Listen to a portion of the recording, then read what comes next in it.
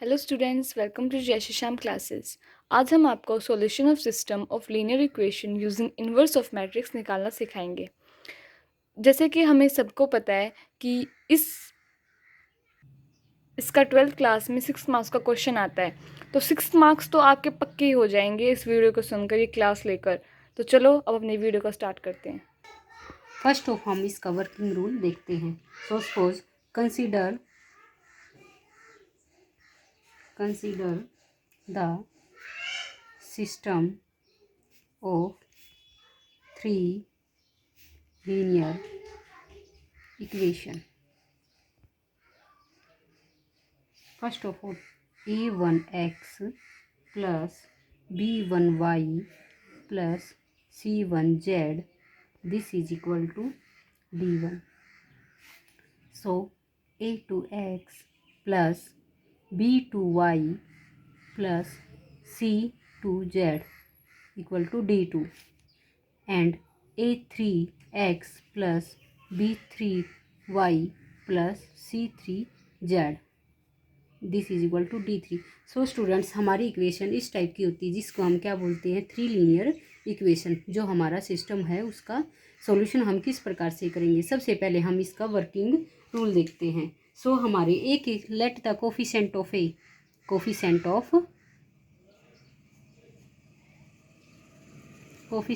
ए, तो हमारे ए मैट्रिक्स के कोफिशिएंट स्टूडेंट्स क्या होंगे, a1 a2 a3 b1 b2 b3।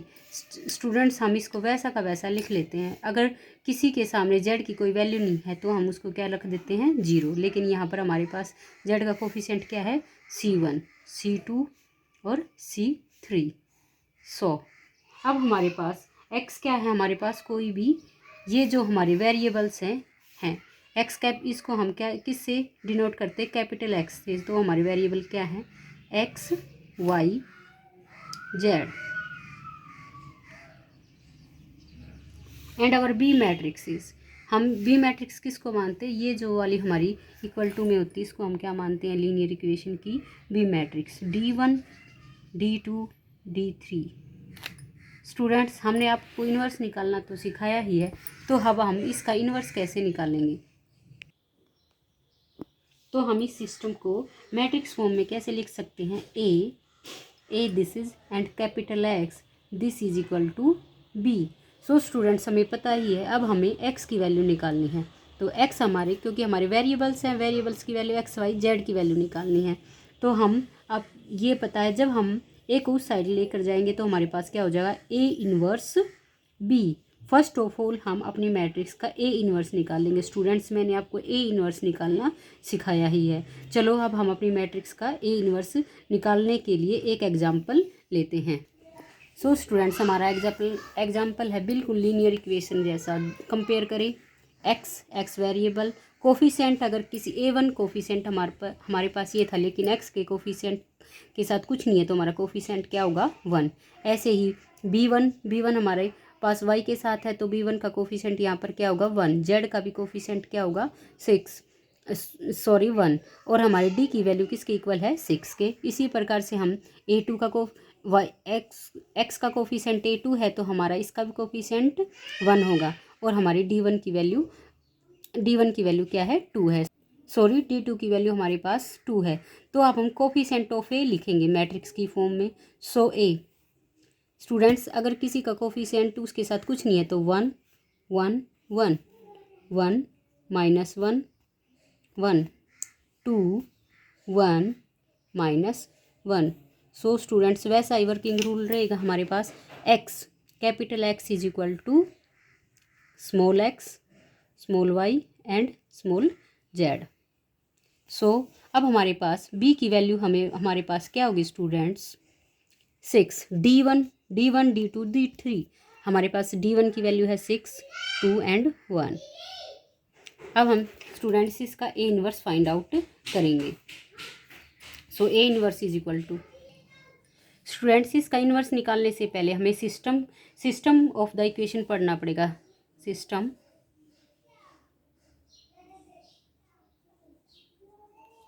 Of the equation.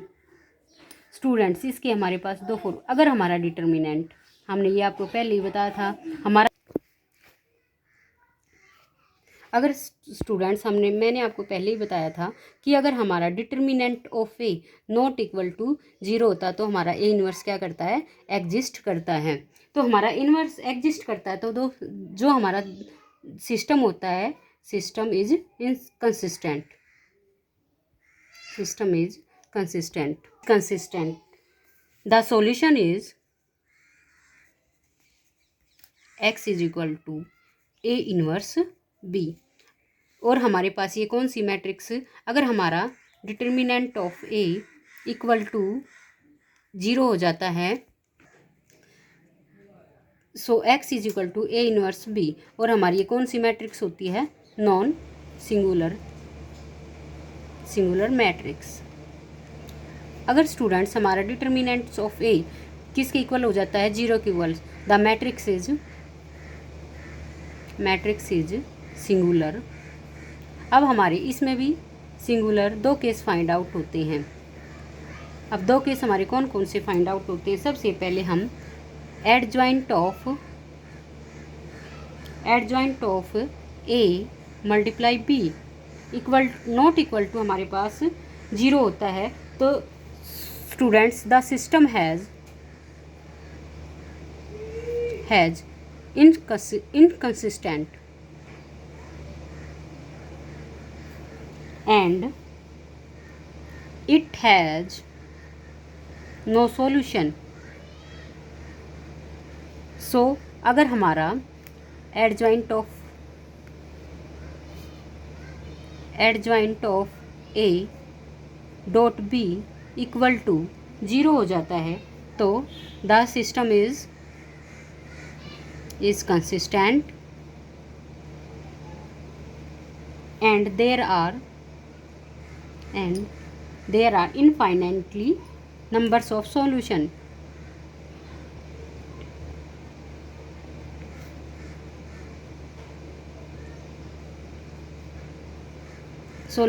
So students हमें सिस्टम ऑफ इक्वेशन पढ़ने से पहले हमें ये जानना बहुत ज़रूरी है कि हमारे सिस्टम का सॉल्यूशन क्या है, कंसिस्टेंट है या नॉन कंसिस्टेंट है।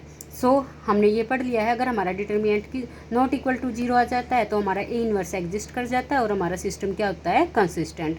अगर हमारा determinant of A equal to 0 आता है तो हमारी मैट्रिक्स क्या होती है, सिंगुलर होती है, और उसके हमारे पास दो केस फाइंड आउट होते हैं। एक तो हमारे पास फर्स्ट केस होता है adjoint of A dot B not equal to 0 होता है, तो हमारे पास द सिस्टम हैज़ इनकंसिस्टेंट होता है और उसके नो सॉल्यूशन होते हैं।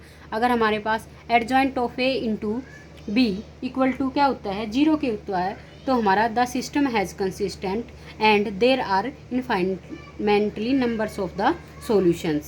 सबसे पहले हम इसका डिटर्मिनेंट निकालेंगे। सो मैंने आपको डिटर्मिनेंट निकालना सिखा ही रखा है। 1 फर्स्ट रो फर्स्ट कॉलम, हम दोनों को छुपा लेते हैं स्टूडेंट्स। हमारे पास क्या बचता है, 1 मल्टीप्लाई 1, तो हमारे पास क्या बचेगा, +1, this multiply this and this -1।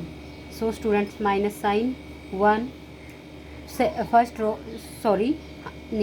Row second column, तो हमारे पास क्या बचता है, 1 1 2 -1। स्टूडेंट्स आप फिर मल्टीप्लाई करते हैं -1 एंड -2, सो प्लस साइन 1, तो हमारे पास क्या हो जाएगा, third column first row 1 1 +2, so हमारे पास इसका क्या आया, determinant equal to 6, so not equal to 0। तो हमारा सिस्टम क्या है, कंसिस्टेंट है और हमारा इन्वर्स क्या कर रहा है, एग्जिस्ट कर रहा है। सो अब हम इसके कोफैक्टर निकालेंगे, A11 A12 एंड A13।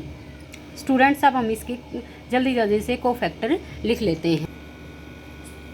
हम कोफैक्टर लिख लिए स्टूडेंट्स। अगर किसी को कोफैक्टर निकालने नहीं आते तो वो हमारी फर्स्ट वीडियो देखें। वैसे मैं आपको यहाँ पर सिखा भी देती हूँ एक बार। यहाँ देखो स्टूडेंट्स, A11 हमारा क्या है, फर्स्ट रो फर्स्ट कॉलम, बिल्कुल वैसा ही हमारा प्रोसेस रहेगा। 1 को हम -1 से मल्टीप्लाई करेंगे तो हमारे पास क्या आ जाएगा, 1 आ जाएगा, और 1 को 1 से करेंगे तो हमारे पास 1 आ जाएगा। दोनों को जब हम कैंसिल करेंगे तो हमारे पास क्या आ जाएगा, 0। उसी प्रकार से हम स्टूडेंट्स सभी को निकाल लेते हैं। अब हमने यहाँ पर लिख दिए हैं हमारे कोफैक्टर ऑफ ए। मैट्रिक्स के क्या आए हैं, 0 3 3 और 2 -3 1 2 0 एंड -2। सो स्टूडेंट्स अब हमारा फॉर्मूला होता है A inverse is equal to adjoint of A divide by determinant of A. Adjoint क्या होता है students, transpose of the cofactor. Students transpose तो हम बहुत बार कर ही चुके हैं, तो ट्रांसपोज का मतलब क्या आता है, row change into the column. So हमारे पास एडजॉइंट ऑफ ए हमारे पास क्या निकला, of A is equal to 0 3 3 2 -2 -3 1 2 0 -2। अब हम divide by determinant of A. Determinant of A, determinant हमारा स्टूडेंट्स किसके इक्वल है, 6 के। सो 1/6। अब स्टूडेंट्स अब हम इस सॉल्यूशन को अपने सिस्टम में रखेंगे। सो स्टूडेंट्स हमने अपने सिस्टम में रख दिया है ए इनवर्स। ए इनवर्स जो हमारे पास निकला था वही है, क्या निकला था, 1/6 0 2 2 3 -3 0 3 1 -2। अब मल्टीप्लाई बी। सो स्टूडेंट हमारे पास बी की वैल्यू क्या है, बी की वैल्यू हमने पहले वाले क्वेश्चन में की थी। बी की स्टूडेंट्स हमारे पास बी की वैल्यू क्या थी, आपको याद हो तो 6 2 1। और हमारे पास कैपिटल एक्स की वैल्यू क्या थी, और कैपिटल एक्स की वैल्यू हमारे पास क्या है students, small X small Y and small Z. अब हम इनको देखो स्टूडेंट्स, अब 1/6 को वैसा का वैसा रहने देते हैं। अब हम इनको मल्टीप्लाई कर देते हैं। First row first column, first row first column. So 0 × 6 0, 2 × 2 +4 and +2। इसी तरह से स्टूडेंट हम अपनी रो 2 को लेते हैं और फर्स्ट ही कॉलम 18 -6 +0 18। सो स्टूडेंट्स अब हमारी third row first column 18 +2 -1। Add them and divides. हमारे पास ये क्या आया, 6। 1/6 को ऐसा कैसा बाहर लिखते हैं। और अब हमारे पास क्या आया है, 12 एंड 18। अब स्टूडेंट्स यहाँ पर हमारा वैसा का वैसा सिस्टम रहेगा, x y and z। Divide them 1 6/6 1 12/6 2 and 18/6 3। तो हमारी x की वैल्यू क्या आ गई स्टूडेंट्स, कंपेयर करते हैं जब हम मैट्रिक्स का x y z क्या आ जाती है, x is equal to 2 y is equal to x is equal to 1 y is equal to 2 and z equal to 3। Students ये हमारी equation system of the linear equation का solution है हमारे variables का। Students हम इसको बहुत जल्दी भी बता सकते थे, लेकिन ये आपके लिए बहुत ज़्यादा इंपॉर्टेंट क्वेश्चन है जो कि आपके पेपर में 6 नंबर का गारंटीड आने वाला है। इसीलिए स्टूडेंट्स आप इस वीडियो को शुरू से लेकर अंत तक ज़रूर देखें। अगर आपको हमारी वीडियो पसंद आई है तो प्लीज़ इसे लाइक करें और शेयर करें, और प्लीज़ जिसने हमारा चैनल सब्सक्राइब नहीं किया है तो सबसे पहले हमारे चैनल को सब्सक्राइब करें, ताकि हम आपके लिए अच्छी वीडियो ला सकें।